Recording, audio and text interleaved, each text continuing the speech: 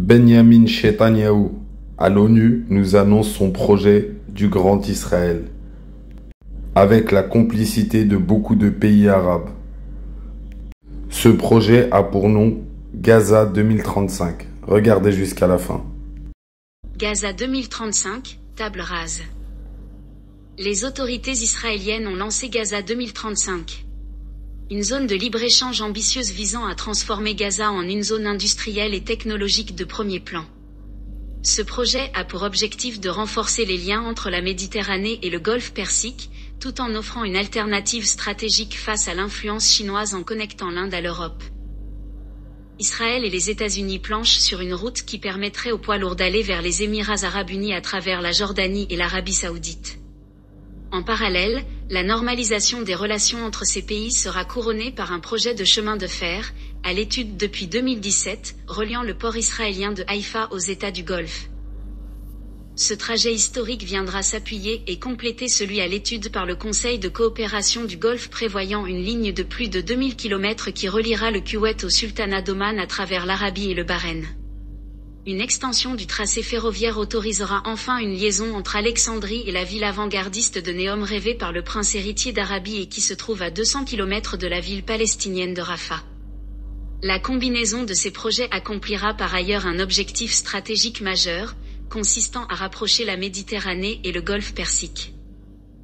C'est dans ce contexte en pleine effervescence que les autorités israéliennes au plus haut niveau, assistées de leur intelligence artificielle, ont conçu Gaza 2035, destinée à devenir une zone de libre-échange grande comme 3,5 Paris intramuros, soit environ 37 000 hectares. Elle s'étendra depuis la ville de Sderot située de Gaza jusqu'au port égyptien d'Al-Arish, dans la péninsule du Sinaï au sud de Gaza.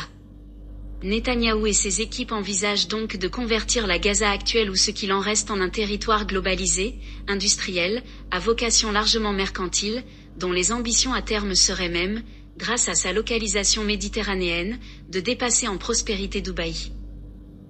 Les promoteurs de Gaza 2035 espèrent en outre séduire les entreprises de la tech, et ambitionnent également que cette zone devienne un centre mondial de fabrication de véhicules électriques. Quoi qu'il en soit, c'est des infrastructures massives comme des ports, des chemins de fer et des aéroports qui sont prévus, et qui seront fonctionnels grâce à une combinaison de panneaux solaires et d'énergie fossile. De l'aveu même du Premier ministre israélien, le préalable à Gaza 2035 sera de reconstruire à partir de rien, afin que le développement économique neutralise les racines politiques des multiples crises et guerres régionales.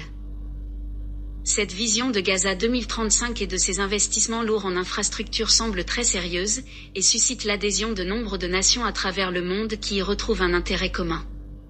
La Maison-Blanche y prévoit un corridor commercial et des pipelines à hydrogène embrassant des régions allant depuis l'Inde jusqu'en Grèce au port du Pirée.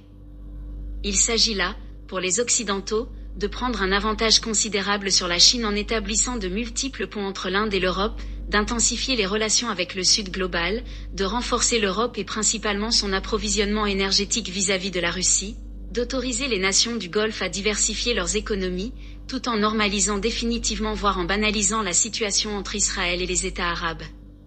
L'Inde, enfin, pourra se dégager d'une certaine emprise exercée sur elle par la Chine, et ce n'est selon son Premier ministre Modi qui fait référence à la guerre en cours entre Israël et le Hamas, aucun événement ou conflit ne gênera la réalisation de ce projet intergénérationnel. La France aurait même déjà nommé son haut-commissaire à l'India Middle East Europe Economic Corridor.